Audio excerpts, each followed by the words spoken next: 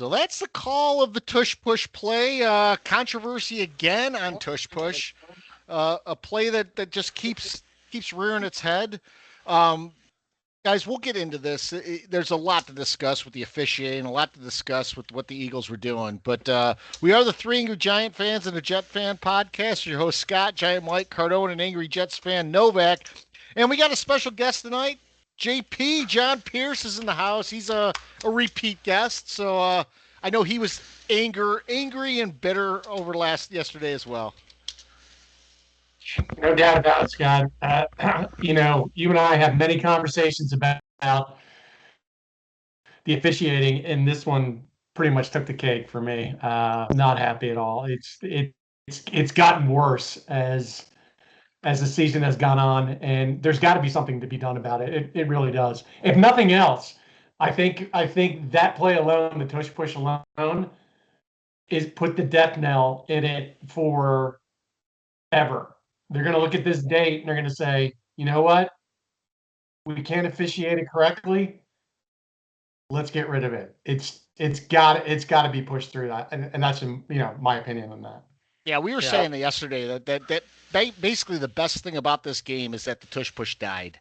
The Tush Push probably died in the first game the Giants played with them, but this is even worse. I mean, I'll get into some of the stats about the Tush Push in a bit, but guys, the play's got to go. If you can't officiate it correctly, if you can't regulate what's going on, it's got to go. I'll believe it when I see it, when they ban it, because I don't know, it's just here to stay right now.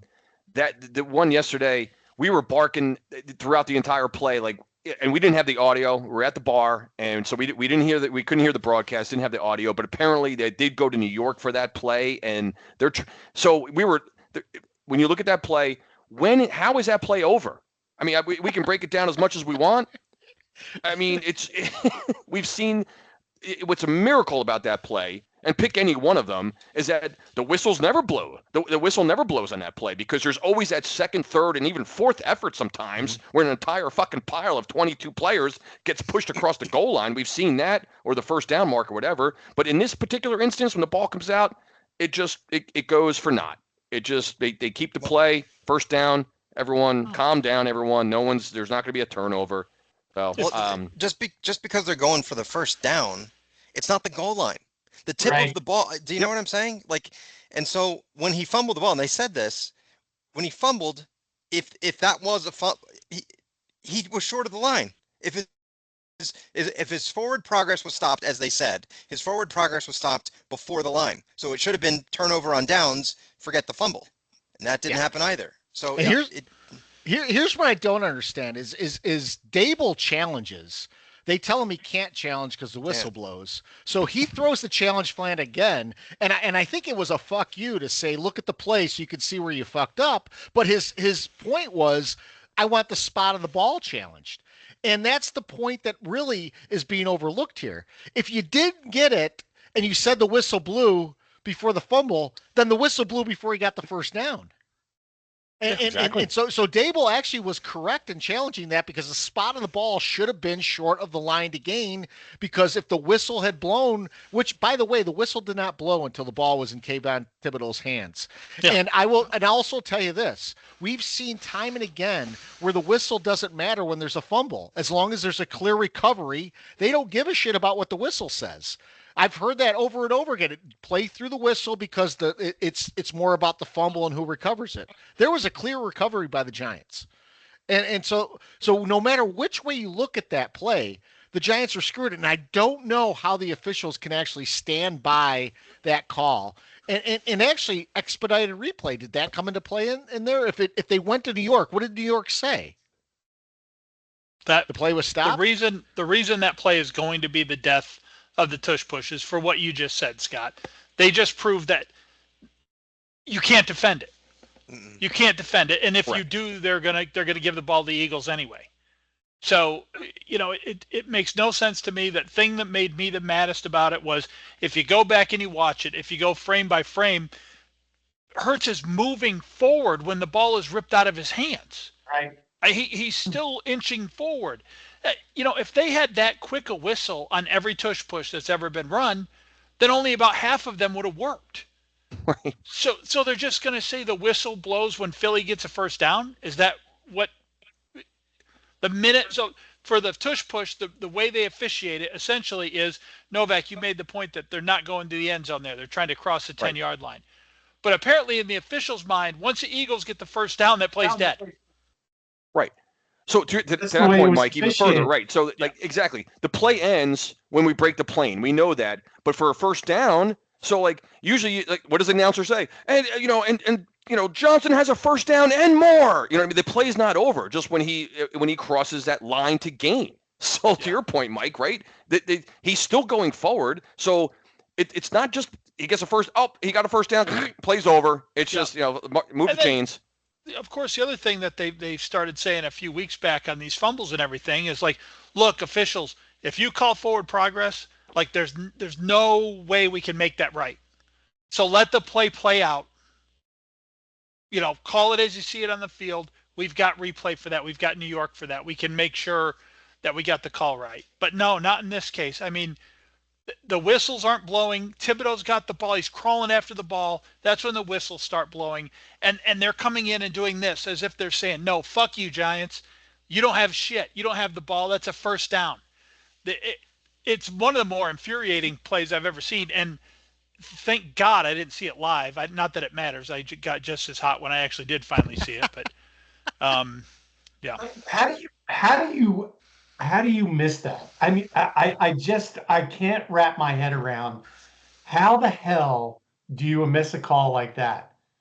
And by the way, I got my Eagles fan buddies are texting me, oh man, I'm sorry about that. That absolutely was a fumble. Yeah. That's fucking great. You know what I mean? Yeah. Thanks for the slap on the back and the acknowledgement that it was a fumble. And then they had the audacity to say, "Well, Jackson Dart fumbled too." I'm like, let's look at the context of the game. Which do you think was more important at the time? Do you think Jackson Dart's hand coming forward would have been more important, or a critical juncture in the game like the fumble was for that? Well, no. Oh, okay, then zip it. Yeah. I mean, it's just. Well, that didn't make it even. And I'll lead into this because we're going to get into this right away when we start talking about the Giant game. But before we get to that, let me give a shout out. So here's one that's sort of well, we call it upstate New York. It's not as far up as I grew up, but it's in upstate New York. So hello, Wallkill, New York. Population 30,500. It's in Orange County near Middletown, and it's known for producing gunpowder in the Revolutionary War. I really wanted to know how Wallkill was named. I couldn't find that. But a portion of Wallkill was donated to build a church in 1787, and that became known as Scotchtown because of the number of Scottish families that lived there. So Scotchtown is a subsidiary of Wallkill, which is right there near Middletown. By the way, as soon as you leave the city limits of, I guess it's Bronx, like as soon as you get to West, that is upstate. Like ask anybody from New Jersey or certainly like the city. Upstate is, they even talk about it on Seinfeld, I think. They talk about upstate. So that is upstate, Scott. You don't have to be, all you have to do, you don't even have to reach what used to be the Tappan Zee Bridge, right? That was sort of like, you're in Westchester County, you're in upstate New York. Ask anybody. I'm going to make a bet that Wallkill has an awesome high school football team. Wallkill, right. like it seems pretty badass. Like I would imagine they must be good. They're probably something like the Wallkill Beavers. It's probably a really bad. Yeah, right, they kill it. Yeah, nothing like the Wolves or anything like that. Yeah. There's also a fish kill up there somewhere. There is a fish kill. There is a fish kill. Yeah. And a cat's kill. That's right. And actually, no, I said that because I went to ChatGPT to get the origin of the Wallkill name, and it doesn't know either. But it does know that in those New York towns that have kill at the end, that kill is Dutch for creek. Oh. So like the Catskill Mountains is the Cat's Creek Mountains, like the what is it? The Fishkill is Fish Creek, and Wallkill is Wall Creek, I guess. Unclear on what the wall means. What I love about this podcast, we educate people. That's right. Sure. That's right. It's not just about football. You just educated me. I mean, we're educating ourselves. So getting to the Giants-Eagles game, we talked about the tush push there. Guys, I have not seen a game as poorly officiated. And when I say poorly officiated in this game, I mean the contradictory calls that were made for each team. So there was a play, third down play, Giants get a stop. The Giants are called for defensive pass interference, and on the replay, it looks like the Eagle guy throws the Giant to the ground. Third down conversion. Drive keeps continuing. Later in the game, yeah, it was third and long. Later in the game, I think it was 31-13 at that point. Slayton catches a touchdown pass. There is video of his jersey being pulled as if it's a Nebraska player from the 70s with the midriff. And somehow Slayton's called for offensive pass interference, wipes out a 68-yard touchdown pass. Another 3rd and 4. The Eagles snap the ball, and the Giants are called for offsides when it was clear that the Eagles guard moved before the play started. Obviously, those plays are usually never missed. This one was missed. And then, even on the Scatabo injury, which we'll get to, we heard about the emphasis on a hip drop tackle. I've not seen a hip drop tackle called on anyone this year. And I'll tell you what, Cowboy fans have to be livid about this too, because CeeDee Lamb was injured on a play that looked like a hip drop tackle. There wasn't a flag on that one either. But Scatabo, his ankle starts looking the other way than anyone else's ankle. And if you look at the replay, it's a hip drop tackle. There's a lot of missed plays here. And on the heels of what the NBA just had happen, you have to start asking questions. It's not possibly intentional, but how do you miss calls like this? And to John's point earlier, what's the remedy for this? How do you overcome it? Because you can't continue to have this in the game. But I will tell you this: 2 weeks from now, no one will care about any of these calls. Yeah, well, that's the way it goes.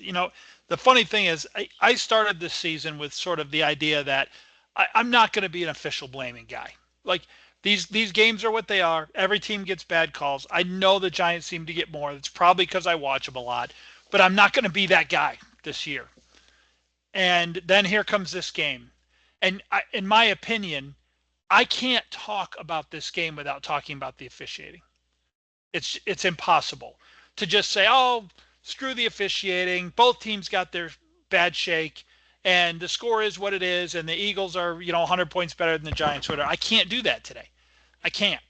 Well, and the reason why, Mike, if I can just add on to that thought, if you like, when you see, in our text threads, and I'm on multiple different threads, Giant fans, we're talking about the game and such. When you get a link to a compilation of bad plays again for one team and against others in the same game, well, then that fucking tells you something, because it's not just one play. There's a collection. It's called a compilation. I'm like looking through this. I'm like, and there's 5 plays listed and this is one game. Yep. So that's what makes. And to your point, Mike, I try to say the same thing every week, where every team deals with awful calls, getting screwed, whatever you want to call it. And I try not to be that guy, but it's just when it's so egregious, and it's not even.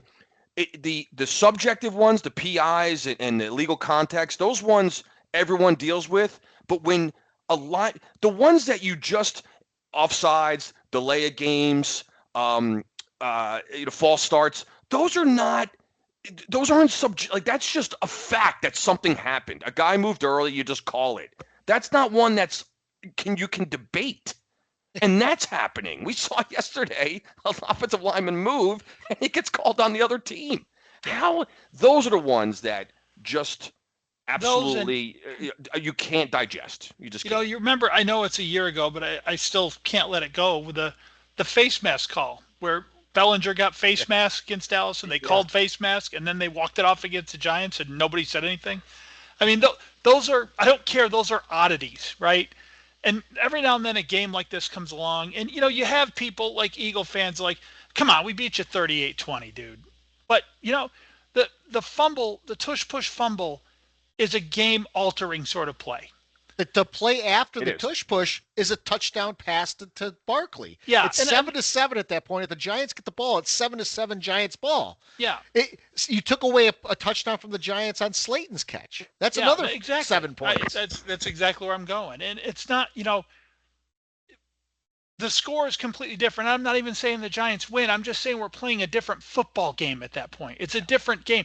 When all these calls start going against you and you're allowing the Eagles to pick up 3rd and 15 on a phantom pass interference, and when the Giants are trying to get back in the game, you're calling them for offensive pass interference. And in a critical stage of the game, you're calling the Giants for offsides when the Eagle moved. Those things have a snowball effect on the game. And just every time one of them happens, you're altering the outcome somehow. I think that the Eagles were given, in my opinion, 14 to 17 points in this game. When I went back and, yes, tortured myself and watched it again. But, maybe the Giants got 7 as well. Who knows? It's all the whole thing's going to play out differently. But anyway, I hate being this guy. I don't like being this guy. I beg the NFL, just stop me from being this guy. Let's just play a game where a fumble's a fumble and a fucking pass interference is pass interference. And, we were laughing on the DPI against the Giants because we're like, if anything happens, that's offensive pass interference on the Eagles. And we're all like laughing like, yeah, they're going to call that. They don't call OPI anymore. Well, sure as shit. Here comes the Giants and there's your OPI. I'm done with it, man. I'm done. And then to just put a cherry on top, of course, we have something exciting and nice happening to us. Malik Neighbors, Camp Scattaboo. Yep, see you later, guys. Enjoy your off season. It's tiresome. Can we at least get a small golf clap for Slayton actually catching a ball without? A little bit. We'll give something. Yeah. That's true. And staying on his feet, huh? And staying on his feet and actually scoring on the play. I mean, little things, Mike. I was impressed about, and of course. Yep. All for naught. I couldn't agree with you more. The game we shouldn't be talking about officiating after a ball game. We should be talking about the level and the plays that happen during the game, right? The athletes that are playing the games. I mean, too many times it just seems like officials are hogging the spotlight and hogging the discussion points after games, and it's got to stop somewhere. I don't know where to begin. I think, Mike, you're right in that it's I got to give officials a pass for one egregious miss, maybe even 2. You had 5. Yeah. Do you know what I'm saying? Like, and that's where it comes into play. I'm not an official guy. You guys know that. I never complain, or very rarely complain about officiating. But when it's one after the other, after the other, after the other, you have every right to say that affected the outcome of the game. But you have to give grace. Every now and then it's just going to happen. And you got to overcome it. Even if it's at a bad part of the game, you just deal with it because everyone gets it. But this one seemed very weird, and it was one after the other at critical parts of the game. And Collinsworth brought this up on the Sunday night broadcast. He asked the question, when does assisted replay really come into play? And that's another thing. We've asked this on the pod. When does assisted replay kick in? And if it doesn't kick in on a play like that, the tush push play, when is it going to kick in? Because it's not going to overturn pass interference, but people have said it can't overturn whistles either. Well, that's bullshit, because we watched a game 2 weeks ago where Scatabo was stopped short of a line as a touchdown play, and they said the whistle blew, but then assisted replay came in and said, you know what, it was a touchdown. So when is New York actually hitting the button down, or is it just some guy going, you know what, I'm not calling on this one? No one knows that, and that's the big when you don't know something, there's not that transparency. That's when you start to make the leaps in logic people are making with the NBA and everything else that's going on with the crooked officiating. I mean, listen, 2 weeks ago in the SEC, or maybe it was even, I don't know, this week, an official had a particularly bad game. He is suspended permanently from officiating SEC games now. Yeah, it was the Auburn game. Mike, it was the Auburn Georgia. It was the Auburn Georgia game. I was there. He will never officiate another SEC game. Nope. Now, why don't we have that level of accountability at the pro level? Yeah, make him go officiate the AFC South. Yeah, Relegate them to that. You're on the AFC South until you prove They'd still be working every week. There's an AFC South Exactly. matchup every Sunday. Just go officiate games that no one gives a crap about. Yeah, I just don't. I don't get it. And you know, there's this official grading system that we always hear about, but it's a bigger secret than Colonel Sanders' secret recipe, man. Nobody knows what this is and how it's scored and what the ramifications are if you don't score particularly high on it. I think it's just that, oh, you didn't have a great year, you don't get to officiate a playoff game. Like, fuck off. This can't keep happening. With as many playoff games as they have, every crew basically gets a playoff game. It's whether or not you get a game after the first round. You know, I think those reports got thrown out with the Wonderlic exam. Like, they're in a dumpster somewhere behind Met Death. Am I dreaming this, or didn't they have like heated discussions about making NFL officials full time instead of the part time stuff? Yeah. Did that ever get resolved? Like I said, go ahead, Scott. It never did. Most of these officials they have professional jobs. Like most of them are like insurance salesmen or they're business owners, attorneys. Yeah.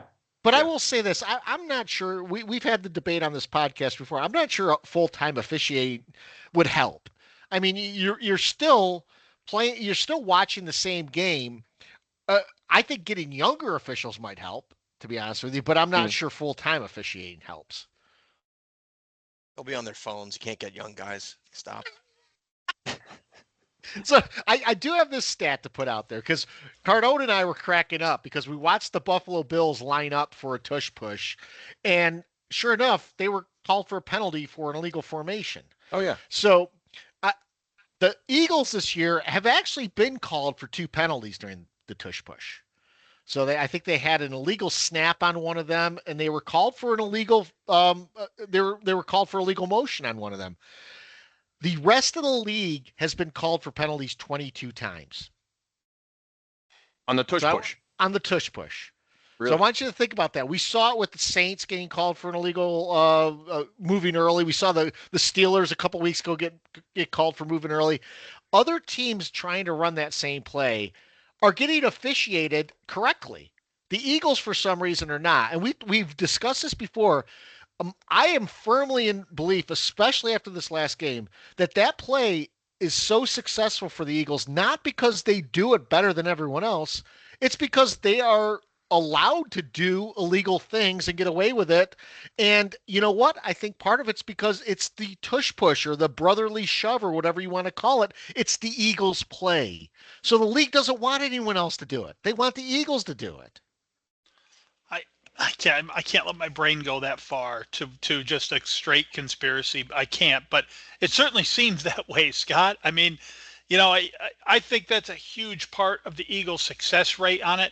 I do think they run it spectacularly well, and I do think they have the perfect quarterback to do it. You know, the strength of Jalen Hurts and his lower body strength and his, you know, how you would think other quarterbacks would fumble more often. Now he can fumble; they'll just call it back. But I mean, it is impressive. And I will say this: even when the guards fire out early, it is so microscopically early that I don't know how you officiate it. I mean, they're just really good at it. But to John's point right at the beginning, it's just if we can't officiate it properly, it's got to go. It's got to go. You can't have a play out there that you can't officiate and you let one team do whatever they want. It's just you can't have it. And you guys know that is a 180-degree turn for me. I've always hated the play, but I'm like, man, they just do it better than everyone. So not just because, I mean, if the Giants did it like that and people wanted to outlaw it, I'd be pissed. But they can't get this right officiating wise. And if they can't officiate, not to mention their whole bullshit, constant talking about safety, it's the least safest play in all of football. I mean, there's no question about that. So, I mean, let's be done with it. Why don't we like steal a page? Yeah, why don't we steal a page from like Major League Baseball and go with the ridiculous rule where, like, you know how you can only throw over to first base like twice now, you know, while the guy is, you know, leading off of first. Well, how about like, why don't we just say, like, well, you can run the tush push. There's no way you could do it more than like 2 times in a row. You're allowed to do it 2 times in a row, and you're only allowed to do it like maybe 3 times an entire game. How about that? Why don't we just implement some pathetic, stupid rule like that? And I'm obviously being like sarcastic and not really just basically. Now, I'm trying to steal it because all the rule changes in all these leagues to do, I'm kind of crossing over into Major League Baseball here, but just all this ridiculous stuff. Like, look what we're talking about here, guys. For the first 20 minutes of this pod tonight, too long. is a 1 yard fucking like play where you push your quarterback's ass forward in an NFL game. That's what we're talking about. Think about it. Yeah, I agree. It's just. Too much. I mean, we can get to the Giant defense and stuff like that. I'd like to actually. Let's talk about the game instead of officiating at this point. Yeah. Enough. I don't know if there's much to talk about with the game other than that, because that dominated the game. I mean, the Giants defense, they gave up that run to Saquon right away in the beginning. That set the tone, but the Giants came back and tied that game at 7 before the tush push play happened. It's a frustrating game to talk about. I would say this. I'm still firmly in the camp that Bowen needs to go. That defense does not play. I think Dable needs to go. Let up 276 yards rushing. How about stopping the run? I mean, come on, 276 yards. Get out of here. Tank Bigsby 100 yards. Do you guys think, there's a lot of, I see things, reading articles, different things on the Giants defensive front. Do we think Sexy Dexy's got an injury somewhere? You think he's out of shape? Do you think? I think he had that elbow thing, right? For I think he's fat on his contract. That's what I think. Well, I mean that's a theory. I don't see the same player that I saw last year. I think it's kind of tough because we've seen Burns and Carter play pretty well. Sure. We've seen Thibodeau play better. I think that Dex is holding the middle pretty well. Our weakest links right now are at linebacker and defensive back. I mean, when Banks is in the game, he's a liability in both pass and run defense. Belton keeps taking terrible angles on the run defense. I think the biggest thing in this game is we were down both Debo and our safety Holland. So with those two guys out, that was killer for me. I had mentioned that to Cardone even before the game started.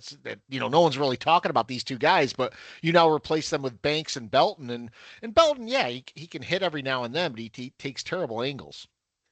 The problem for me with this front four, particularly if we're going to talk about those guys, because they just disappear at certain parts of the game.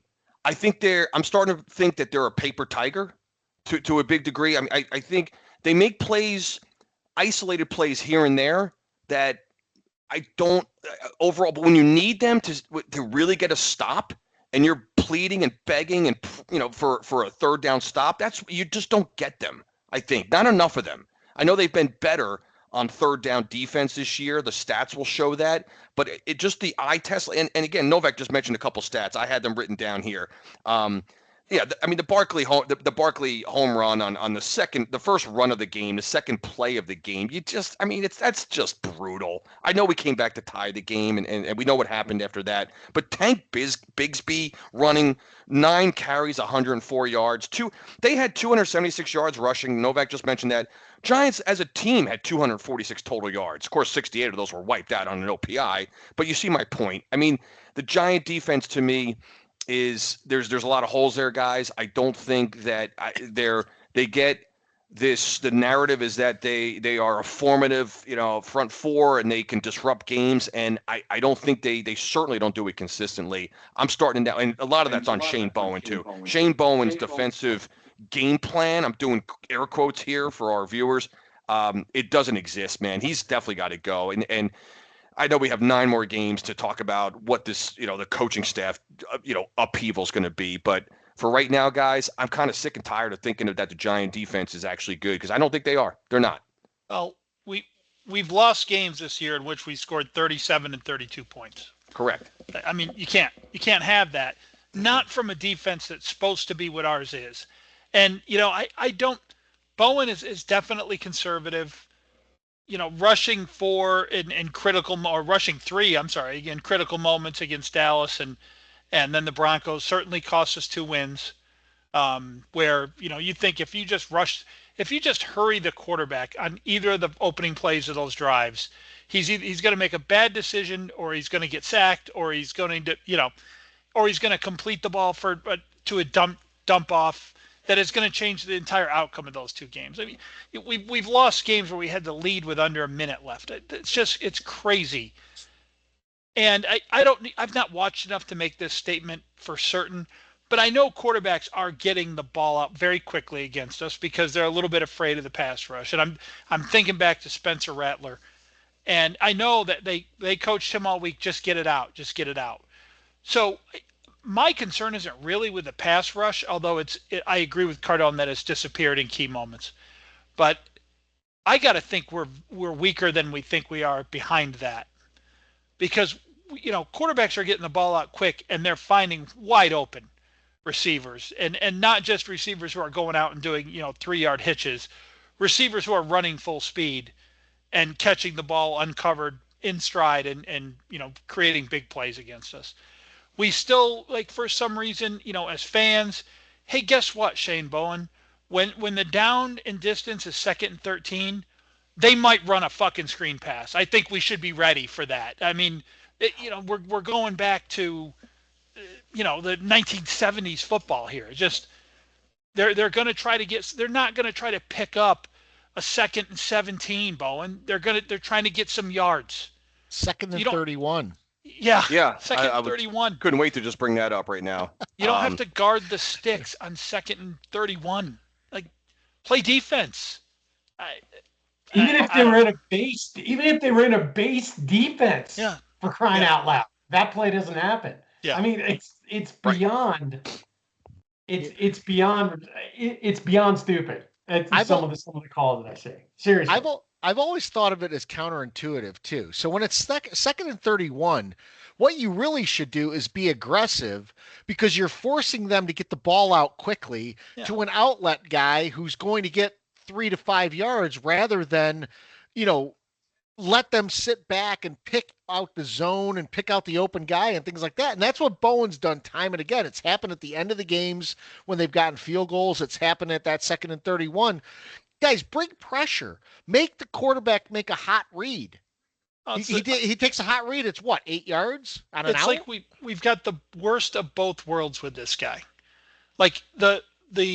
Our pass rush is supposed to be our strength, so he calls it off in key situations. And maddening. right, Cardone. And maddening. Then the other thing is okay, well, you know what? We won't give up any big plays though if Bowen's conservative. Well, guess what the fuck we do? We give up big plays all the time. 29 yards to Bo Nix. Why are we getting burnt on both ends? Exactly. This guy's got to go. The 2nd and 31 play, what's great about that is, first of all, I don't know the NFL keeps stats on everything imaginable, right? So I want to know by the end of the year how many teams give up a first down on a 2nd and 31 on a run. I want to know that by the end of the year. So I'm going to have to research that. And then secondly, what's also I make these ridiculous and stupid observations. I got that Larry David Seinfeld kind of sent. I don't know about you guys, but about 5 yards into that play, you knew he was going to, he's got 30 yards. What other games do you watch where that happens? I watch a lot of NFL. I rarely see a guy with a fucking handoff and 5 yards, you're like, oh, this is going for 35 on a handoff. It's different with a screen pass and you get burned by the blitz, or a slant play and a guy makes a missed tackle or something. This was just a straight handoff and you're like, oh, this is going for 35. Why do we know that? It's 5 yards into that play, first down. Yeah. By the way, I had my head in my hands at about 7 yards. It was over. You knew he was going to get it. I have to interject here. They're doing the fastest 2 minutes in football right now, and Berman shows the Giants-Eagle highlights, and he calls Saquon Barkley going off tackle and says, and the Eagles blow out the Giants 38-20. There it is. Okay, well, they did blow us out They 38-20. 18-point win in the NFL is a blowout. But how do you get to that 18 points? That's that's the thing. No, he didn't say there's controversy over the tush push. He just mentioned the. You knew that was. He was got 2 never going to minutes. mention that. No way.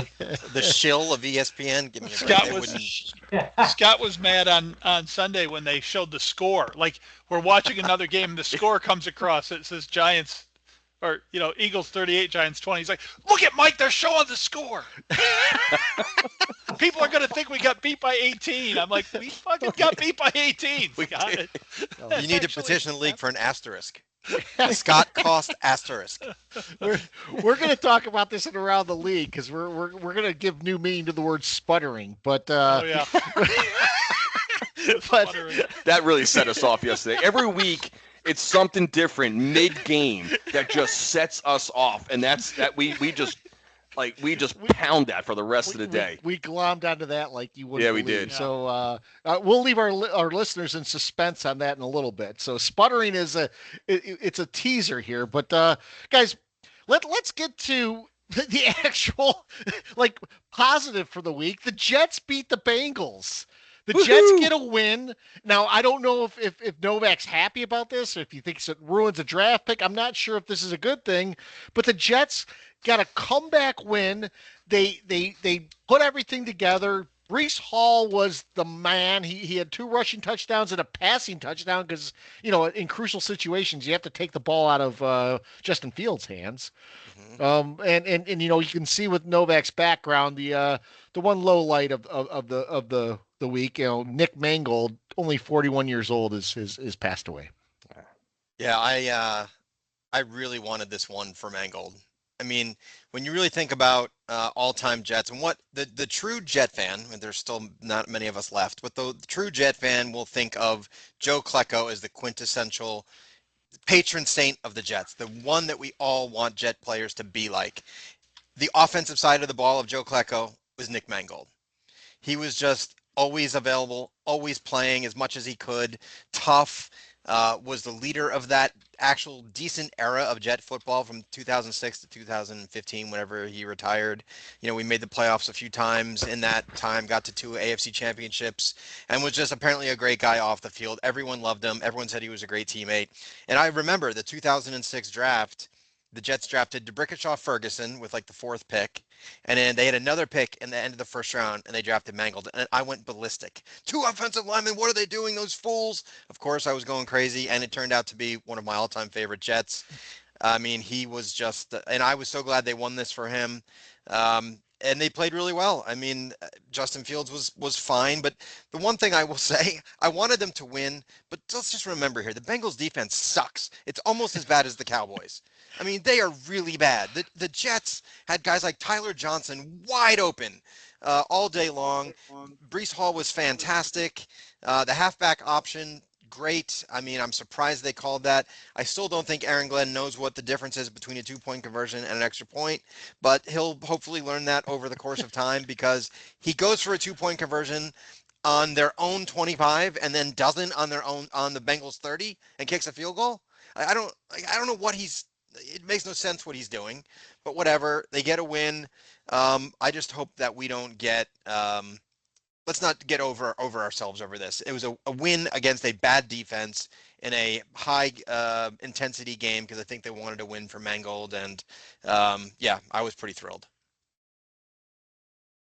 I tell you, I was happy for the Jets Nation, happy for you, Novak, because it doesn't matter, meaningless, whatever you want to call it, just to win an NFL game. Yes. It just feels good you're not just miserable for an entire afternoon, and most often into the entire week, Correct. But but out of that, yeah, I'm sure you've heard a few of these today. I couldn't believe I didn't look at the video clip. I didn't read it, but all I saw, first, Rex Ryan made a great tribute to Mangold, and he got emotional and broke down on the set of Get Up This Morning stuff, which was I was feeling emotional about Mangold, because first of all, the guy's 41 years old, young man, you know what I mean? It's just awful. It's just tragic. And then Rex goes on to say the NFL world owes Justin Fields an apology. He Did said you see that? this? Yes. No. Yes.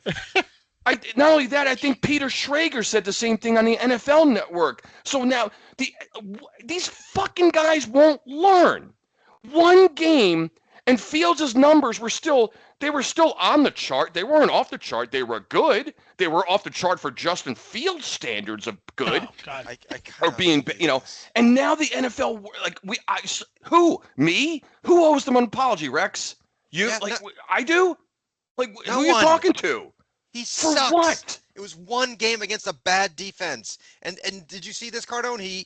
He said they interviewed Justin Fields, and he said he was in his closet crying during the week. What? Oh, God. Nick Mangold just passed away. I know. He ever did that? This isn't even my pet peeve because I honestly didn't even see that until like moments before we came on tonight. I'm like, oh my God. I'm like, there it is. Like somehow now the NFL world owes an apology because this guy goes out and wins one game. You don't hear anyone giving apologies to Russell Wilson for his performance against the Cowboys. So, because by we the know way, it's a terrible defense. Just as a reminder to everyone, the Jets were down 31-16. Yeah. In this game, and then they scored. Breece Hall scored the rest of the touchdowns, right? Yeah. And then Breece Hall ran for 2 and threw 1. And the biggest point of the game, they took the ball out of his hands. Yeah. The better choice was a halfback option. Yeah. So from the time they were down 31-16, it's Breece Hall 5-yard rush, Breece Hall 27-yard rush, and Mason Taylor 4-yard pass from Breece Hall. So yeah, I'm not apologizing to Justin Fields just yet. I'm gonna hold that back. Now I'm fired up, Cardone. Thanks for that doesn't even like Rex or whomever, any one of these yahoos. They don't even wait for 3-4 wins in a row. They do it after one win. Immediately, because what happens when he shits the bed the next game? Or it's amazing. The guy, okay, he has one decent game. He threw for 244 yards. Okay. All right. Yeah. You can't you're not a starting NFL quarterback if you have one game where you play pretty well and 4 games where you can't get positive yardage. Like it is unbelievable. I can't believe they said that. By the way, the Jets win a game. Coincidence that the official was Scott Novak? Anybody think that's weird? I think something's going on there. So, looking around the league, we'll get to the thing we alluded to earlier with the sputtering. So the Bills rolled the Panthers on Sunday, and it's nearing halftime, and we see a little blurb come across the thing about halftime and what they're going to talk about at halftime. And they said, Bills sputtering? At the time, the Bills were winning 16-3 against a team, the Panthers, who were they're both 500. It's not like this is they're playing the Bengals, they're playing like the Titans. No, the Bills are not sputtering at 16-3. The Bills are beating a good team by 13 points en route to beating them by 27 or whatever it was. 31 to be exact. Yeah. 31. Yeah, 40-9 was the final. Absolutely bizarre. And Cardone and I immediately latch onto this. We're like, sputtering? What the fuck does sputtering mean? I would love to be sputtering up by 13. Are you crazy? Sputtering. And we were just barking. Like Scott and I were like, they're on the road. Like Carolina's won like 3 straight games. Like, what should they be up by? How many points do you want them up by right now? Is 25 enough? Sputtering. Who's sputtering? Like sputtering. They just sputtering. So you know why they said that? Why did they say it? This week. They got the Chiefs this week. Oh God. There you go. I think the real reason they said it was because the Bills opened up and ended their first 2 drives with field goals. And we all know in the NFL, and we all know the coverage of the NFL, they shouldn't have even kicked those. They should have gone for it. And so, we all know, of course, because the NFL media tells us, you can't win by kicking field goals. So even though they took a 6-point lead, they might as well have been losing because they were only kicking field goals. So that's probably where the sputtering came from. To your point, Mike, I'm looking at the drive chart right now. So their first 5 possessions, the Buffalo had the ball. This is awesome. I didn't even realize Buffalo had the ball 5 times in the entire first half, because it's the NFL, the running clock. We talk about this every week. Only had 5 possessions. Their possessions: field goal, touchdown, punt, touchdown.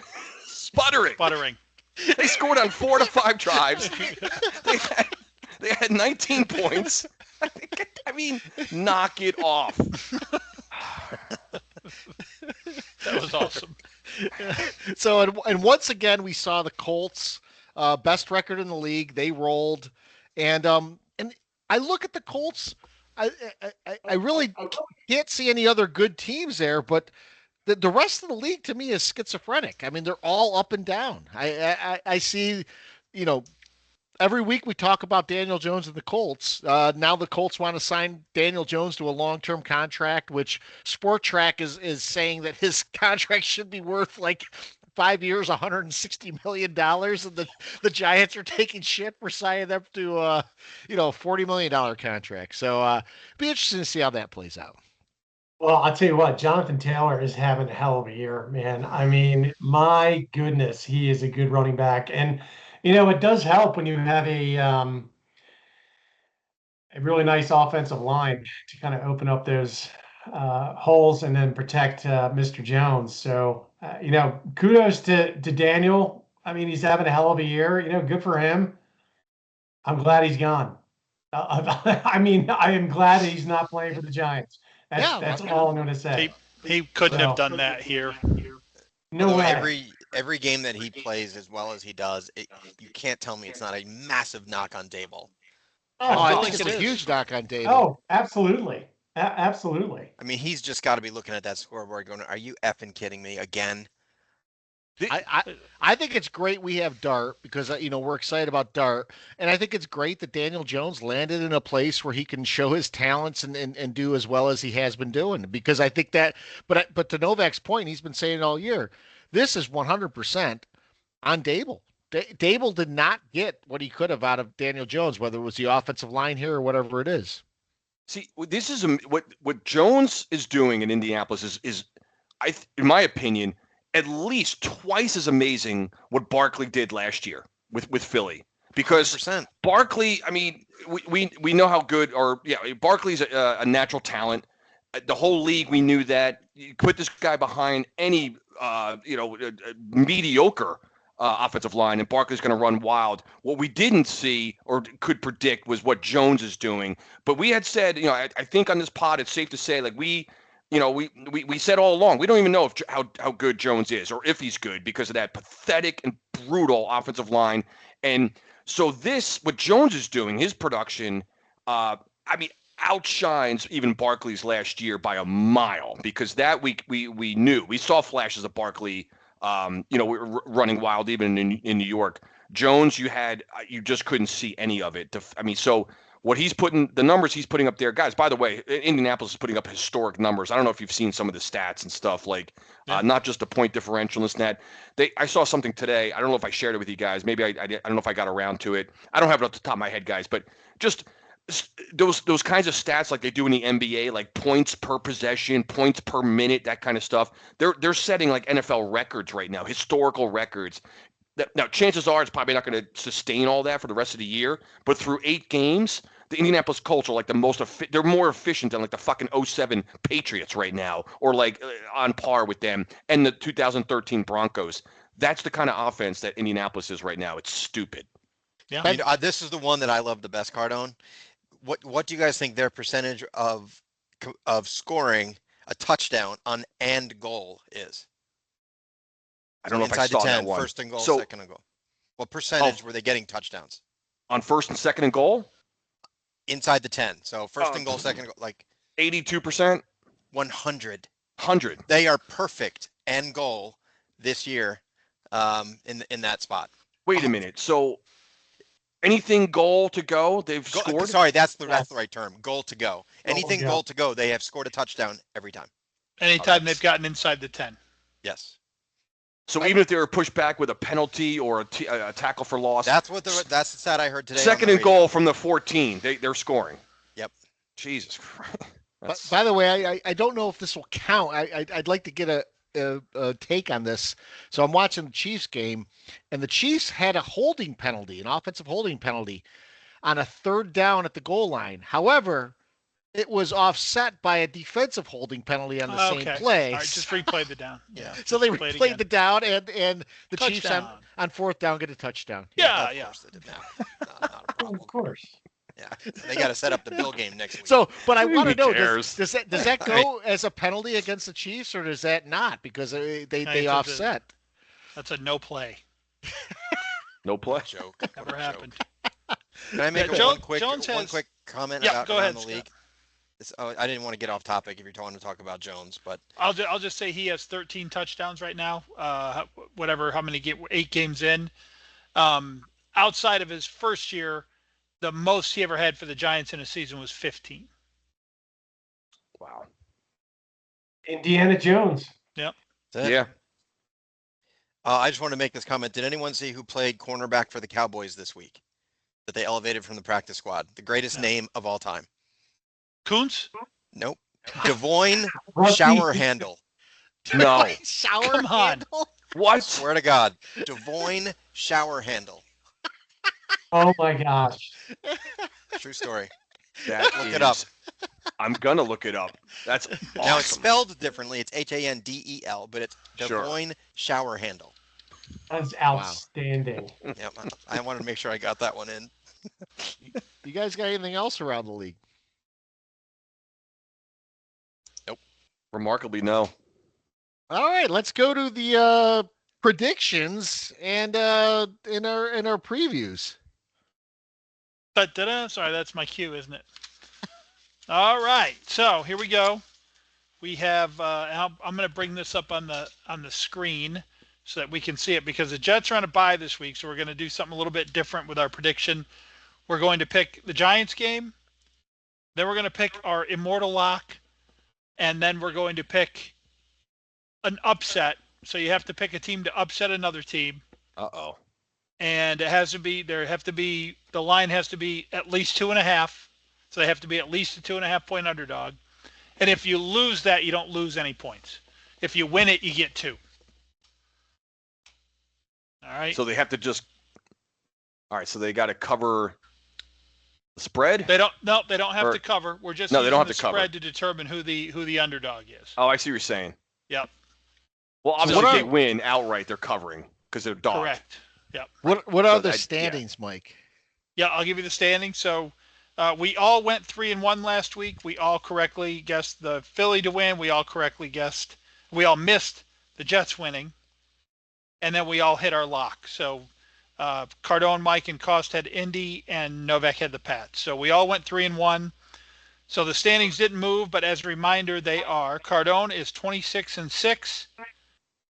Mike and Cost are tied at 24-8, and Novak is 1 game back at 23-9. So Cardone goes first. I may have been punked about Devoyne Shower Handle on that one. I just sent you guys a picture from Cowboys old school Facebook thing. So that might have been wrong. You might have been punked. Because the other guy was Disquarius Green. So that might have been a punk. So sorry about that. It's almost as bad as me calling Marv Levy dead, who's still very much alive. Oh, right. Yeah, you buried Levy. Coons is a Cowboy fan. He sent that to me, so I'm going to give him shit for that. All right, so I got to get this thing started. Cardone, you are up. Yep. And I've got I don't know if you can see it, but I'm sharing I got it, lines. Mike, but I have it on my screen here as well. So I'm kind of scrolling through right now. So let me get back to that. I'll go with so we only have the Giants and Niners game to pick. So I'll start with that. As much as I want to pick the big blue here, I have a feeling we're back to our Met Death ways. This game is at Met Death. San Francisco. They somehow find ways to win. I don't even know the last time we've beaten the Niners. We seem to always lose to this team. Nick Mullins seems to always be quarterbacking the Niners when we play them. I'm predicting a loss here. I think the Giants are mentally shot with this with the latest victimized. We are a cursed franchise at this point with Scatterbo, the latest victim of this Giants curse now that lives over us and hangs over us. Give me the Niners at MetDeath, 25-19. Kind of a weird score there. My lock of the week this is a division game I went with. I have not picked this team yet. I'm going to go with the Detroit Lions over the Minnesota Vikings. Detroit's coming off a bye. I think the Vikings are back to throwing J.J. McCarthy out there next week, I believe. Going with the Lions. I went back and looked at my picks, Mike. I don't think I have picked the Lions. No, I have. The Lions are in play. Yeah, we all reset a couple weeks ago, so there's not many teams off the Right. board. So, All right. So I got the Niners over the Giants. I got Detroit, and then my first quick scan of the board here. I think I may go. It looks like this game is. I'm looking at the Chicago-Cincy game on my screen. I'm looking at ESPN. I see Chicago is favored by 2.5 on the road at Cincinnati. Yeah. Give me Flacco and the Bengals in that one. Upset is Bengals over Bears. You got it. All right, my turn. All right, I'm gonna go out on a limb here. I think the Giants bounce back. I think the Giants play a good game at home, undefeated in MetDeath, by the way, like 2-0 or whatever we are, because it's week 8. We've only played 2 home games, so naturally. So I'm gonna take the Giants to win this game. We are scoring over 20 points a game with Dart. That doesn't seem to matter who the defense is unless you're the New Orleans Saints for some reason. So I'm gonna continue Dart playing well like he has been and finding a way to score some points, which is a godsend for this team. And I think the Giants are going to win this 28-24. So I am picking the Giants, which is rare. Do something different. On my lock, I agree with Cardone on the lock. I'm just going to take one more quick glance at these just to see the team I haven't picked. I'm gonna go with the Lions. Sorry for the delay there as well. And then my upset is going to be I had this picked out and then I lost it. So this is it's only 1.5. Damn it! I thought I had. I'm going to take the Washington Commanders at home to hang on and beat Seattle. All right. That's a good one. I didn't see that one. Yeah, that's a good one. I think Jaden Daniels will be back for that one. I hope so. So for me, I'm on the Mike train here. So the 49ers complex me. They are a team that they don't have an identity right now. I don't even know if Purdy's going to be the quarterback, Mac Jones. I'm not really sure what they're doing. They just lost to the Houston Texans, who had god-awful uniforms and a logo that Cardone and I kept looking at the field going, what the hell is this thing over here? I'm going with the Giants in this game, similar to Mike's score, 27-21 Giants. I think we score points. I think, Scatterbo has been an amazing player for us, but don't sleep on Tyrone Tracy. Don't forget about that guy. He's very good. He was a good running back before he got hurt. Very good. And my upset pick, and I'm taking the Vegas Raiders. The Raiders. I think the Raiders are. Make sure they're in play. Yep, 3.5. So you're taking the Raiders over the Jaguars. Over the Jags. Home. And then my lock, and this guy is back in the fold, and I'm pretty sure that the league wants this team to be relevant here. Baltimore. Oh, yeah. Let me see what are you laying for that one? Oh, Baltimore's playing the Dolphins in Miami. Baltimore is a favorite, though. That's your lock. You did it in a different order. I think they already said Lamar's coming back. I thought that you were saying that was your upset. I was going to say that is not an upset, Scott. No. My upset is the Raiders. The my lock is Baltimore. All right, let's go Novak. All right, I have to redeem myself after getting punked by Des Moines shower handle. I've got so for the Giant game, I too like the Giants here. I think you're like Mike had said this, I think last week, you're going to see ups and downs with this Giant team and Dart and everything else. I think the back's against the wall. Everyone's against them. They only have one more win than the Jets, and I think they say a favorite Cardone phrase here. They rise up and they win this game 21-20 over the 49ers. My lock, I agree with Scott. Lamar Jackson will begin his crusade to be NFL MVP again starting Thursday. And the NFL is going to start, that Thursday night crew is going to be like slobbering all over him the whole game. God. So I like them as the lock over the hapless Dolphins, which is there anyone more gross than the Falcons at this point? And then my upset, I think the Indiana Jones thing stops, and I think the Steelers actually get a win at home against the Indianapolis Colts. All right, and then our guest picker, John. All right, I'll tell you what. I'll pick the Giant game. I'll leave the upsets and the others to you guys since you have your running record going. But as far as the Giant game goes, I'm kind of torn. I'm kind of torn here for a second. My gut tells me that the Giants rise up and beat the Niners. Brock Purdy plays, all bets are off, in my opinion, because I think he'll torch our secondary, regardless of who's out playing wide receiver. But for my money, I like the Giants winning this 24-20. And I think Theo actually makes a catch this time, or at least goes back to semi-reliable hands that he should have, that I'm hoping for. But yeah, I like the Giants 24-20 here.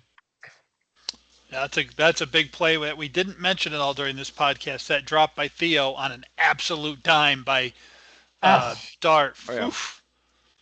I mean, there is, and without dredging up on that entire game again, there is some things to look forward to, and I'm for the first time in a while, it's actually I'm excited to watch the game just to see the development of Ben Scadaboo and of course Dart. So yeah, I mean that's what it is. I heard them talking about the play to Slayton, and they kind of never mind that it's a penalty. I just want you to see what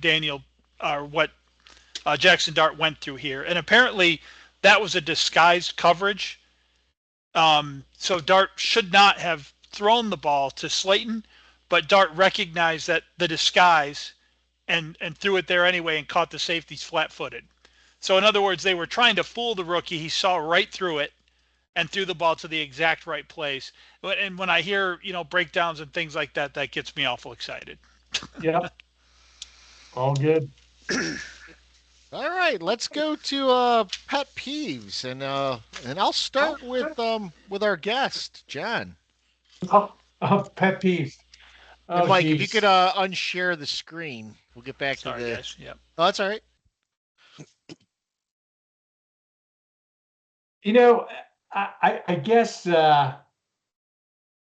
one of my pet peeves is the fact that during games, broadcasters, no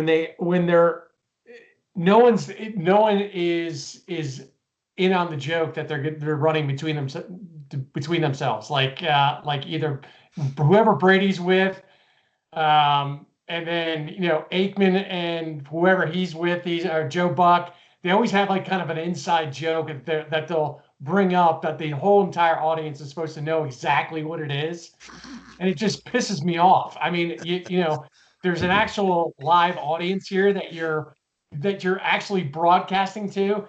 No one knows your fucking inside jokes. They don't. No one knows what you're talking about. Whether you're, grabbing ass in the showers before, no one knows any of that stuff.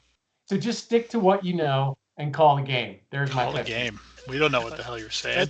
That's great, because I did hear one of those a couple weeks ago where the announcer was like, well, and my partner here didn't pick up the check at dinner last night. Well, who cares? Who cares? John, the only guy I'll allow that is back being a Yankee fan and growing up with listening to Phil Rizzuto and Bill White call games on WPIX up there in New York. Like Rizzuto would go off on a tangent and be like, and it would always end with, "Oh, that Huckleberry, Johnson or something." Like for some reason it worked with Rizzuto, but to your point, it's nauseating with these guys when they start talking about their own, personal, private inside jokes. It's insufferable, man. Unless it's a podcast and they talk about Bengals starters, Yeah, that's true. Good stuff. So I'll go next. My pet peeve, and this was brought to the limelight this week with the NBA scandal that's coming out. But Mike's been on the pulse here basically from the get go, and where gambling, sports, and entertainment intersect, there's a ridiculous amount of opportunities to make a lot of money quickly. And it doesn't have to be anything egregious like we talk about with a widespread conspiracy, but it could be a player with these now over-under bets that people are having. You could have a player just sort of like not catch a couple balls, or maybe he catches a few and he does better than he thought he would. But you have a lot of opportunity for people to step in now and either create money for themselves in one game that's maybe not that big of a game, and it works more in a sport like baseball or basketball where you have an insane amount of games during the season. But I could see something like this happen in football, and I know football talks about cracking down on things, but I thought it was funny. We were watching ESPN as they were talking about the NBA scandal, and literally in the bottom corner of the ESPN screen was an advertisement for betting. Yeah. And they're covering a betting scandal while they're telling you to go to ESPN Bet and place a bet. And we see this where, everything's brought to you by DraftKings, brought to you by FanDuel. And we've gotten to this point now where there's so much blurring of the lines that sports now it's not necessarily sports and competition. A lot of times it's entertainment. And it's entertainment for people to bet on things, whether it's fantasy football or whatever. And guys, I think we're just seeing the tip of the iceberg with the NBA. I think there's going to be a hell of a lot more of this kind of thing happening in the next couple of years, and you're going to see a lot of sweeping under the rug. I don't care what anyone says. Oh, yeah. Like a guy like Chauncey Billups, a Hall of Famer, now has his name tarnished. And some of these allegations are ludicrous. Like they're talking about rigging poker games where the mafia is involved. Yeah. Antonio Gates now, same thing. Yeah. You apparently were wearing special contact lenses that could tell you what the cards were. X-ray tables, like just wild stuff that would be like in the Ocean's Shack or something. James Bond. They got the glasses. What do they have? The fucking eye patch, like number 2 from Austin number Powers, right? I mean, man, who does 17. number 2 He's work like, for? Hit me. You have 17, sir. I like to live dangerously, right? I mean, that's What's Austin Powers gets like an 11 and he goes, "I'll stay." I'll stay. I also suggest like to you live hit, dangerously. sir. Yeah. Well, Scott, I might offer to go next only because mine is exactly yours too. So if you wouldn't mind. No, go right ahead. Because since we're already in the discussion. So mine, as you know, a few months back in March, I basically said on this podcast that I think the NBA is corrupt and that I believe that it is. And you know how I think the draft was fixed. Here's what I want to know, and here's what my pet peeve is and why I was so angry about this thing. The NBA did an internal investigation on Terry Rozier, and they did an investigation and found no wrongdoing. However, he had some fake injury and didn't play the rest of the year during the investigation. Mm-hmm. Now, all of a sudden, the FBI gets involved and they say, he is guilty of this. He's been arrested. Why are we not investigating the NBA here? Don't they have some culpability in all of this? Someone has got to investigate this league because it is corrupt. All of this, you're telling me this is the only, like you just basically alluded to, Rozier and Billups are the only ones doing this stuff? No way, man. No way. This is widespread. It is. I agree it's a tip of the iceberg, but investigate it from the top. And the NBA needs to be investigated in my mind. There's no way he should have been cleared. We all saw it. and I still have to bring this up because it's one of the greatest calls we've had on this podcast. As soon as that trade happened with the Lakers and the Mavericks, Novak said, "You watch, the NBA is going to award the Mavericks the number one pick as a favor for this," and it happened. It sure enough happened just like that. 0.6% chance to win the lottery. Novak correctly called something that had apparently had a 0.6% chance of happening. He correctly called it months in advance. It's corrupt. I'm telling you. And so they That's better an awesome investigate call, them. man. It is. The other quick one. Go ahead, Scott. My bad. No, the other quick pet peeve, I just have to say it real fast. Stop it with National Tight End Day. It drove me fucking crazy. Every time someone catches a pass, they got to say, on National Tight End Day, Dallas Goedert gets another touchdown. Like, stop. Just drives me crazy. The whole, you guys were at a bar, you couldn't hear it. It was every game, every time a tight end did anything.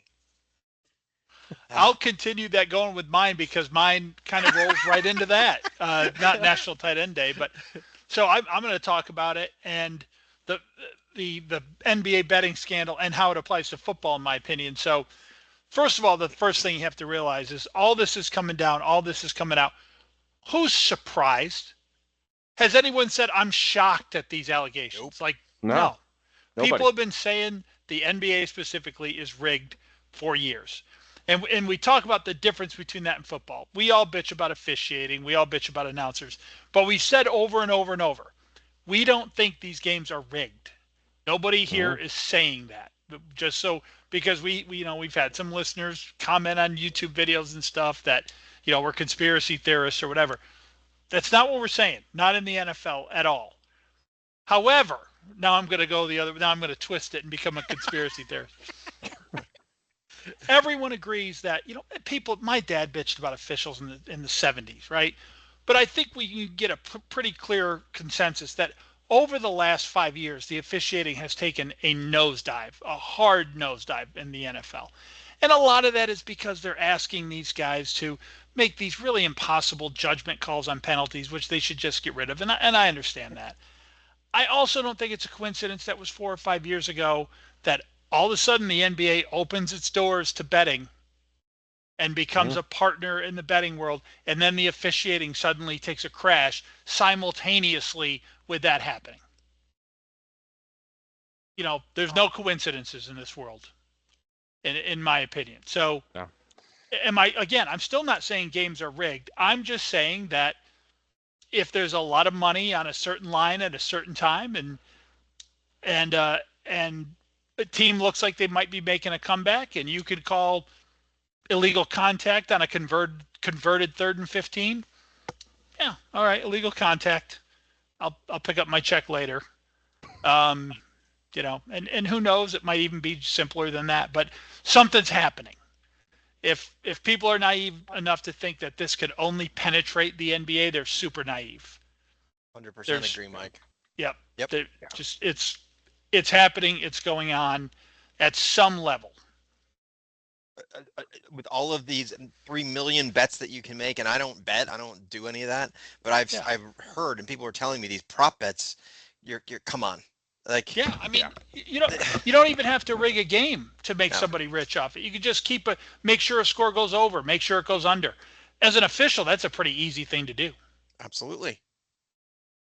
You can call a game tight as hell and turn what might have been a 28-30 game into a 14-17 game pretty easily. Yeah. No one would even notice. Cardone, pet peeve? I believe it or not, I didn't even have like a true pet peeve after yesterday's game. Other than we kind of touched on it. You guys know how I feel about Darius Slayton, right? I've buried this guy for a couple of years now on our pod. He's the 4th best wide receiver on anybody's team, and he's like our number 1 guy, right? But he finally makes a play. We've already talked about this particular play, but where I'm going to take it just one little step further. The guy finally makes a play, gets behind the defense, and scores a 68-yard touchdown, which I never thought I would see happen, right? And true to form, we've already talked about this, but what really the peeve I'm going to bring up is very simple. It's very succinct, very short. It's like that call. You'd show me where a Justin Jefferson, a Jamar Chase, a CD Lamb, even an AJ Brown is getting that fucking OPI called on them in that situation. On that, I put any one of those guys I just listed. You can name a few others. There's several others, and that's Slayton on that particular play. Who in their right mind is seeing a flag thrown on that play? That is what drives me insane, is that somehow the officials like, it's Darius Slayton, fuck this. He's not, like, the guy makes one play his career, and it has to just get wiped away. It's incredible. You don't even have to look at other teams, Cardone. Neighbors doesn't get that called against. Neighbors doesn't get that call. He doesn't. Yeah. The Stars, right? Again, it's the whole theme, and again, we just beat this down, but when you think about it in the context of that, and all the egregious calls and non-calls that we talk about, and it's not just us, it's around the league, it's an epidemic, is that officials are deciding, they know exactly who's running that and Mike, I think we were saying it during the game, like, when I would love to go back on the camera, give me a wide angle camera, when was that flag dropped? After he made the catch? And I mean, obviously it probably was, but like, when exactly? I mean, it's after the catch. How far down the field was he already when that flag comes out? Guys, it's bullshit. I can't take it, because the Stars. Darius Slayton certainly is not a star in this league. He's no other. Justin Jefferson's not getting that called on him. It's just, it just pisses me off. Well, Cardone, two points on that. One, any receiver Patrick Mahomes is throwing to won't get that call. That's what I was just gonna say. Yes. The second thing is, let's be fair to the referees.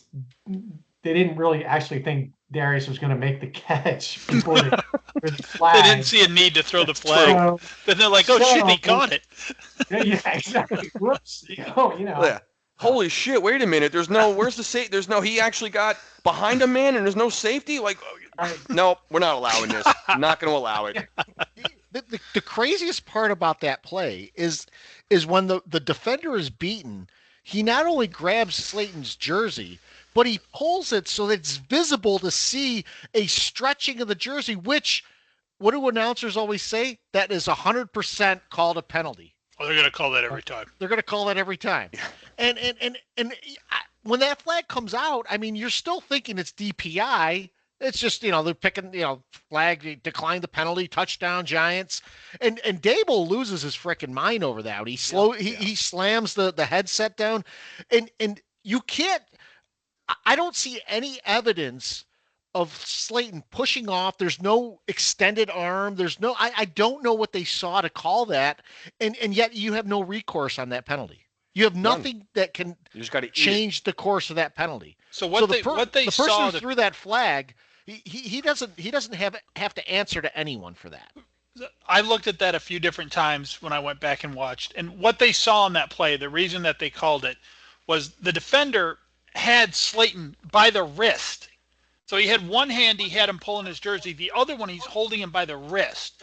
And Slayton is running full speed and tugging his arm to try to get it free of the wrist. He finally does, and when he does, he extends his arm again to kind of slap at the guy's hand so he doesn't grab it again. That's what the call was.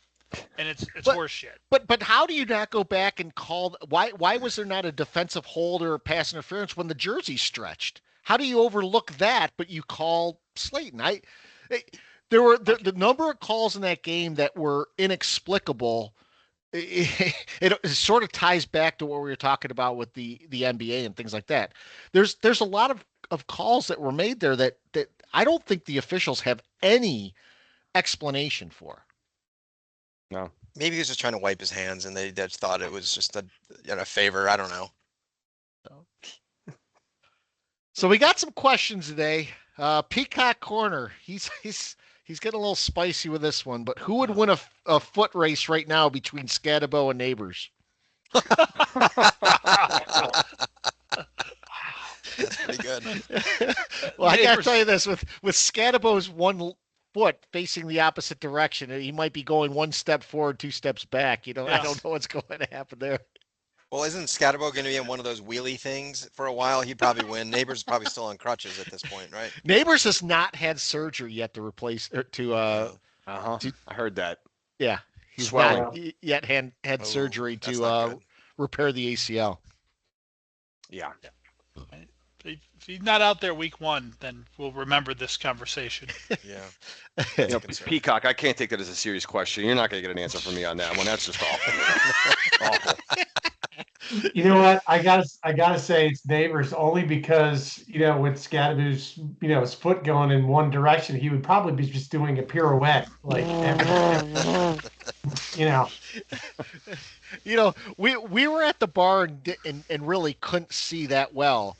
But we knew right away something was wrong because Dart's looking away, going, "Oh my fucking God!" And you got another Giants lineman burying his head in his hands, and Scadabo hitting his helmet as soon as it happened. So, never really saw it until later that the foot was literally going the opposite direction. That was a tough one to look at. I mean, that was. Rough. I don't know about you guys. I cannot watch those and look at those. I'd rather see. I can look at a guy land on his head. Yeah. I cannot handle the broken legs and ankles and stuff. I just can't. I can't do it. No. I was easier to watch DeMar Hamlin's hit, and he almost died. But in a way, because it's just like a normal hit, right? It was just, oof, man, that was rough. Ugly. So Peacock also asks, who's the worst owner, Johnson or the Maras, and why? Dude, that isn't even a freaking question. Stop it. Come on. We've got a guy with Woody and Johnson. Just that alone is bad. Come on. It's not even. That doesn't deserve an answer. You guys have won Super Bowls. You're one of the original groups. This guy knows. Stop. Just stop it.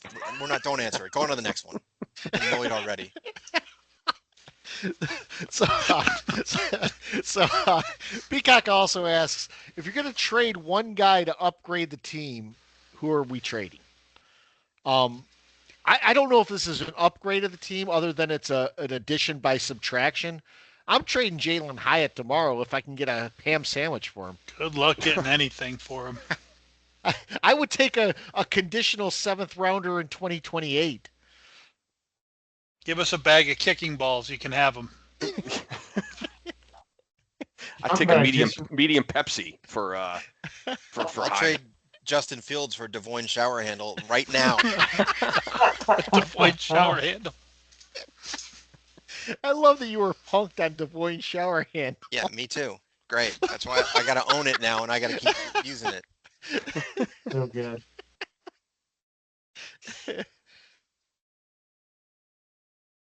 You guys got anyone else you're wanting to trade, or that it? I don't know. I'm trying to think who. It's obviously got to be some kind of value there. Can you ask the question again, Scott? So it's basically trading one guy to upgrade this team. Who are we trading? It's Jameis Winston, right? Or Russell Wilson. I mean, that's who. Yeah, that's a good one too. They're the only people with value right now.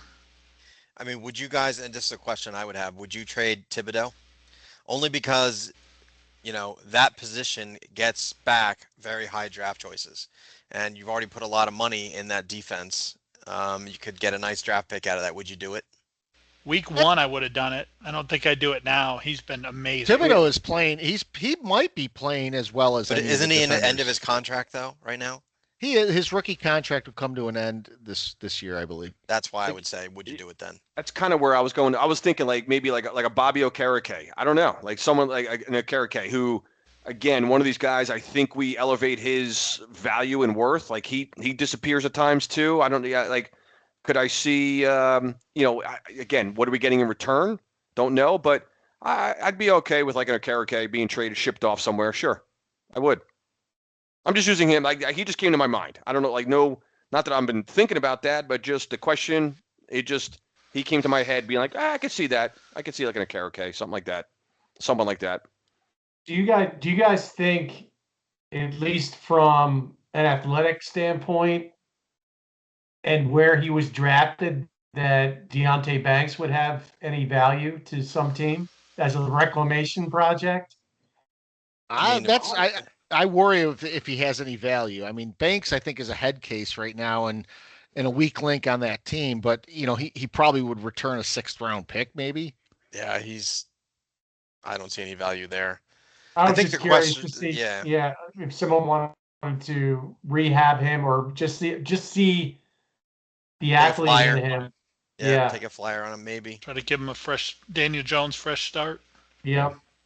I might, for the Jets, I might trade Quinnen Williams. And the only reason I say that, he's a massive hit on the salary cap. I know we could get something good back for him because that's a premium position.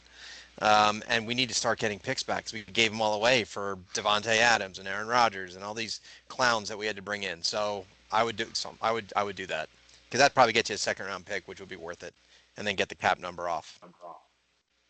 So my friend Mike asks a couple questions, and I think we're going to be pretty unanimous on half of this one. So he asks, what do we think about the combo of Belichick as a GM and Tomlin as a head coach? I'm all on board for Tomlin as a head coach.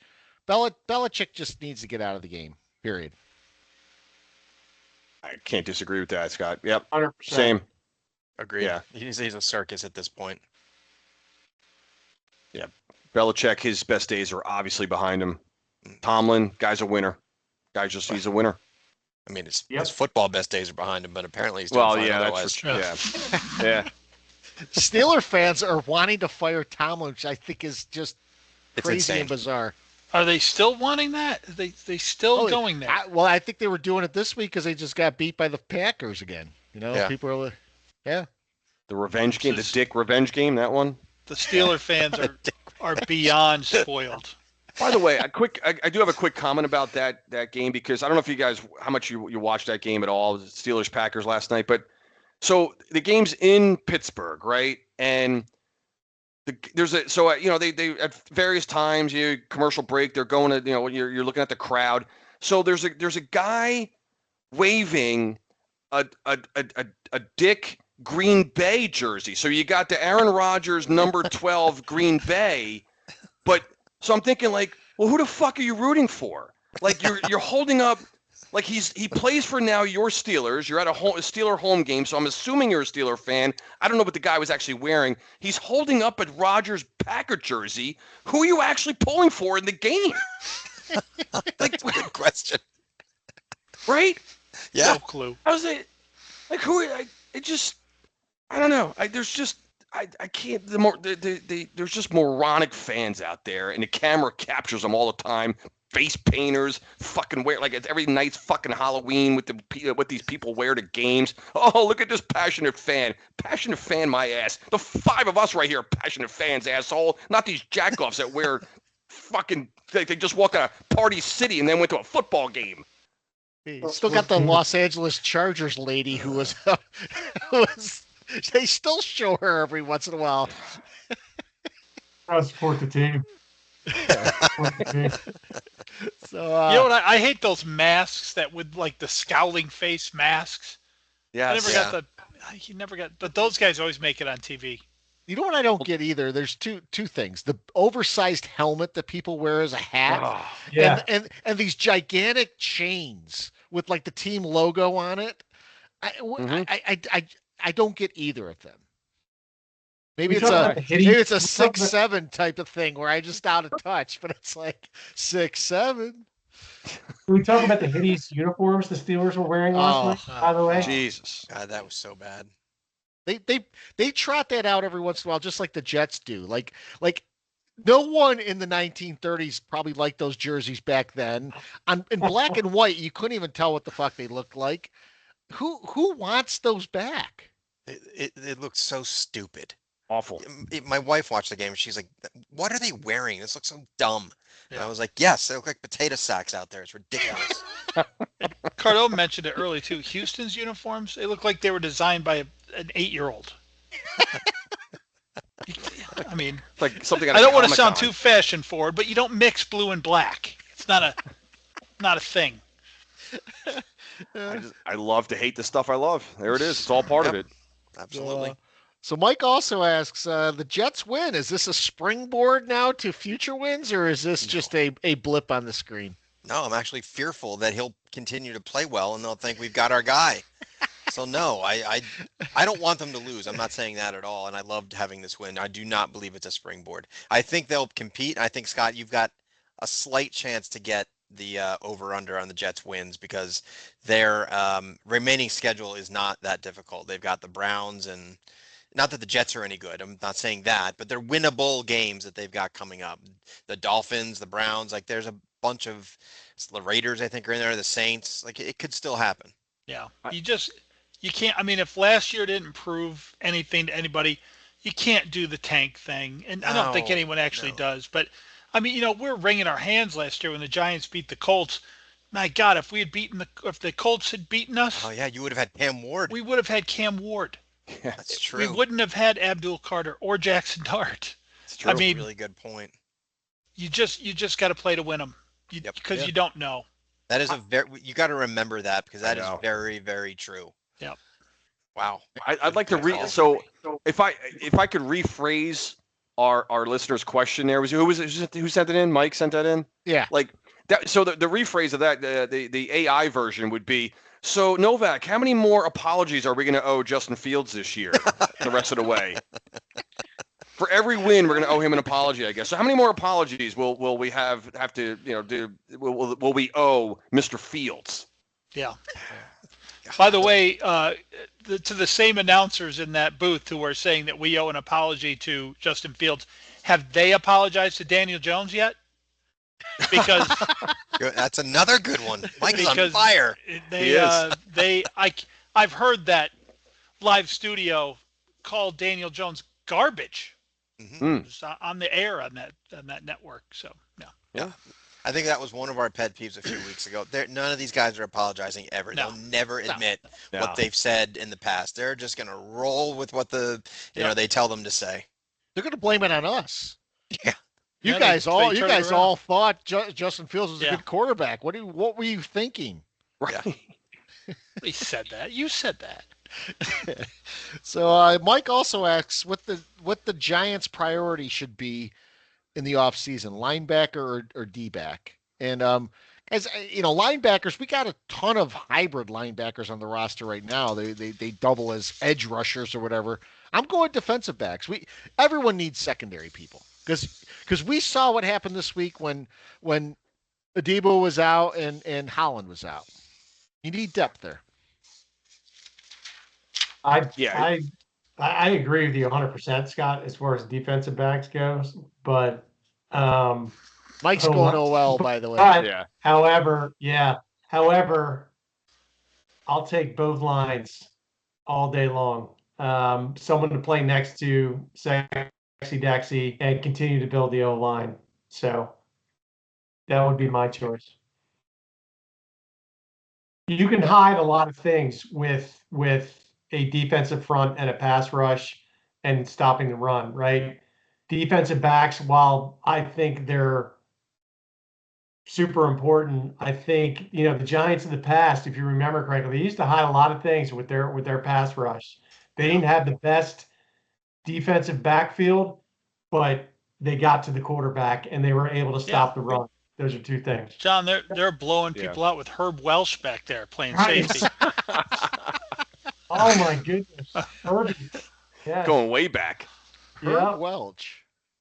Jeez. You guys have an actual superstar quarterback. You need to do everything in your power to surround that guy. I agree with Mike 100%. Yeah, I get if there's not an offensive lineman that high, and I get it, but but I agree with Mike on the other two positions, linebacker and someone safety or D-backer certainly needs. But if there's a stud offensive lineman up there, and I don't care if it's interior or tackle, you got to take him for the reason Novak just said. Right now, Dart's whole game is Dable and Kafka call a play that gets absolutely blown up by the defense, and Dart finds a way to complete a pass. That's our offense right now. So, guys, as we're watching the Monday night game, the Chiefs just took a 28-7 lead in the fourth quarter. And The Chiefs now have one penalty for 15 yards in the game. So they You know what, they do have a penalty. Yeah, you know what's going to happen now? Those flags are going to be flying on the Chiefs now. The game's locked up. Let me guess. Was it a 15-yard taunting penalty after they scored? Was that what it was? Probably. I actually don't know. So Mike also asks a question: If we had an all expenses paid trip to space, or an all expense visit on anywhere on Earth for the next 10 years, so you could go anywhere you want for 10 years, all expenses paid, what would you take? And I think I've mentioned this before because we've talked about the space thing. I think Mike likes the space thing. He's asked a couple questions on space, but I'm traveling the world. I really don't want to be on a spaceship wasting time to go to a planet or anything like that. I'm traveling to every corner of the earth I can to see things. Absolutely. Space, there's like no gravity. I wouldn't be able to like drink, like spill. I'd be like drink. I wouldn't be able to, no. I'm going to beaches. I'm going to, You're going to fly up there and say, hey, look, that dot down there is the Earth. Oh, great.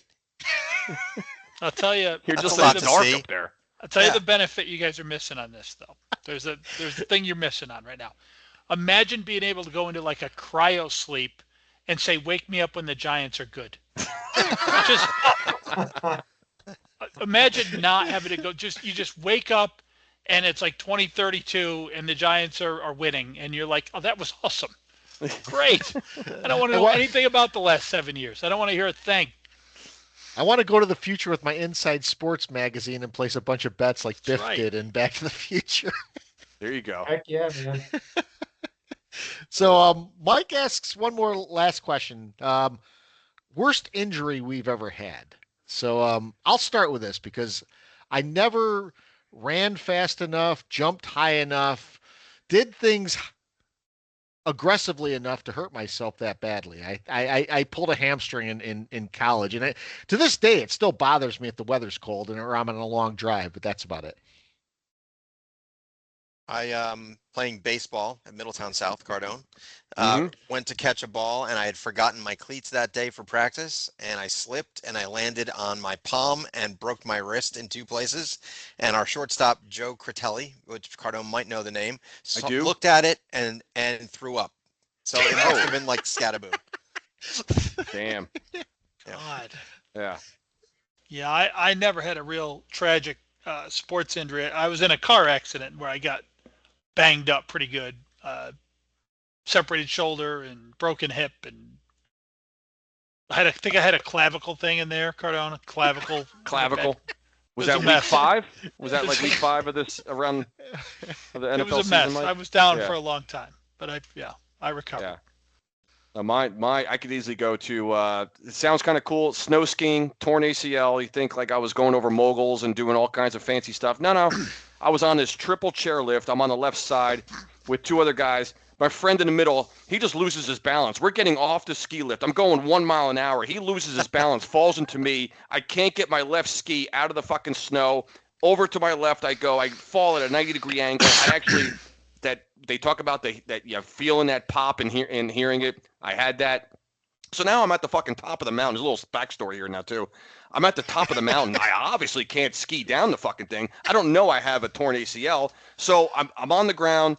A couple like one of the guys who's operating the lift. I'm the guy now. You know, so I'm at Camelback Mountain. So I don't know if you guys have ever snow skied. Whoever's so you know like when the whole lift stops and you're in the middle of the thing and you're like, oh, what the hell's going on up there? I was the guy that stopped the entire lift because I fell off right where you get off.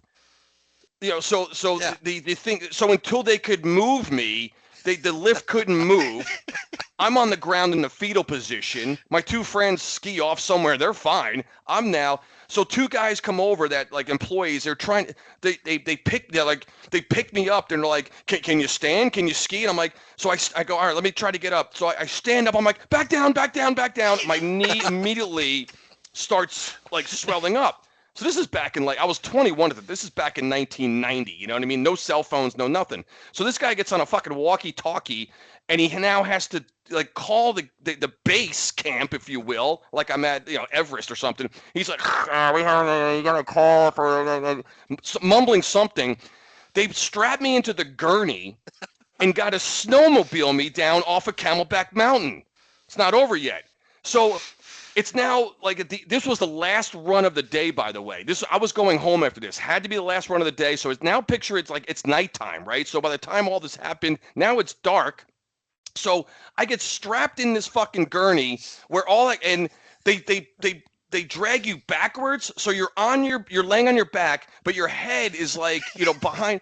And this guy is driving 80 miles an hour up and down like moguls around trees. And I'm back there, slow the fuck down.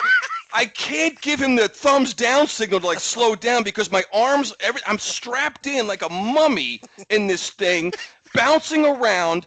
Not only now do I have a torn ACL, I got now bumps and bruises, and I'm concussed from being bounced around the mountain.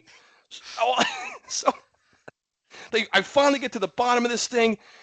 They give me an examination. They can't tell me what's wrong with me, right? So then from there, if anyone knows where, like Novak, Lincroft, New Jersey, Camelback Mountain, what is that, a 2.5 hour drive? At least, yeah. I get now, my friend drives me home, 2.5 hours in the car. My knee is swollen like a balloon. I get home at like 11 p.m. I walk in, my parents are like, what the hell happened to you? Over to the emergency, go over to Riverview Hospital over there in Red Bank, torn ACL. Yep. So. And all the while it's freezing cold. But this snowmobile guy's driving 80 miles an hour down the mountain to get me. I'm like, what are you doing? I'm yelling at the guy. Oh, but the snow was kicking up on my the back of my head. That's funny. Like, what are we doing? Slow down. Pierce, I know you've had to have some injuries. I don't know if I can even follow that. I mean, now, it's probably the worst one I ever had. I mean, I've had broken thumbs, fingers, all that stuff playing ball, but probably the worst one was those early up north, those early spring days when it's really not quite that warm, but it's still cold. There's still frost on the ground and stuff like that. So I dove for a ball, separated my shoulder and chipped the bone in my shoulder. So literally I landed face down. The ground was still frozen. So I landed basically all the way on this. And the best thing about that was the morphine that they were giving me in the ambulance ride on the way back, because that was some really good stuff. But that was awful. That was probably the worst. We used to do baseball practice in the spring, and we would do it in the gym, and we'd have the fake mound built up. It was basically it looked like a cornhole game, like you'd see now. It was this wooden thing, and you would pitch off of that. And every year we'd come down and play in the South. We'd play like a team in Myrtle Beach. We'd go to Myrtle Beach and play like a whole series, and we would show up. These are our first games. We're like snowbound. We'd play Georgetown, which is down near Myrtle Beach, and Georgetown's record at the time would be like 13-4. Like these guys have 17 games in, and this is our first game of the fucking year. We do actually pretty well, which was surprising at the time. But, so lay your money on Georgetown is what you're saying, Scott? I still remember watching a game. I was pitching against North Myrtle Beach High School, and they were televising the game, which I thought was amazing, because up north they wouldn't televise a high school baseball game, so they're televising the game, and the guy with the southern accent kept calling me Scott Coast with the pitch. Coast delivers the ball. Coast. I was Coast. So yeah. I think we need to find video of that somewhere. Definitely.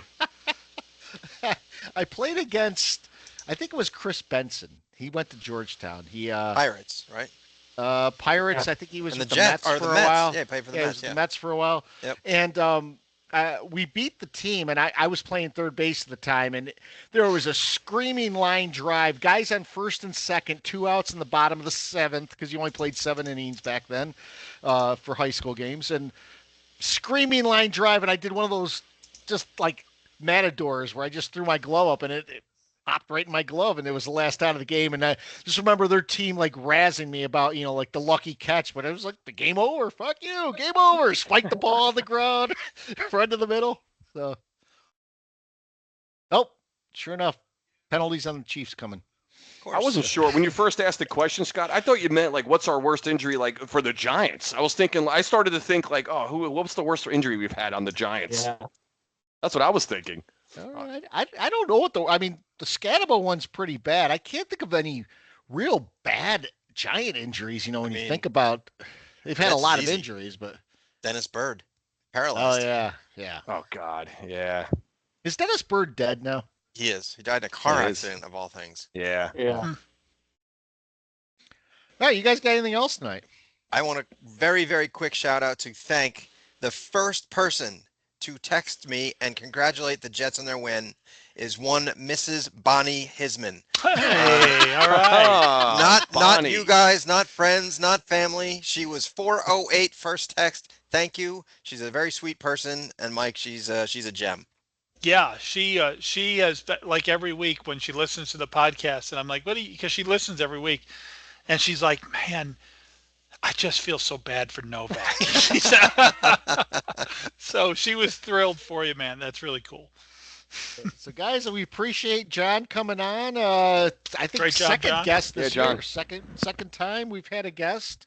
We had grander hopes of bringing on like opponent, guests, and that really hasn't worked out. Mainly because we can't find opponent fans that we really like to bring on. So it's good to have other Giant fans. There was no way we could have had an Eagle fan on this podcast. That would not have gone. The guys Cardone. at the bar, the one. bar enough were pretty bad. So it's like, No, hey, I appreciate you having me, guys. Really enjoyed it. You guys do a great job. Love listening to it every week. So, I'll have to keep in touch with Scott in case one of you guys drops out. So Awesome. spread the word, John. Spread the word. So we are the Three Angry Giant Fans of the Jet Fan. This is your host, Scott, Giant Mike, Cardone, and Jet Fan Novak. We'll be back next week to break down the Giants and Niners and celebrate the fact that the Jets are not going to lose for a second week in a row. 2 weeks without a loss. Man, 2 weeks without a loss. Novak's on vacation, man. That's awesome. All right, boys. All right. See ya.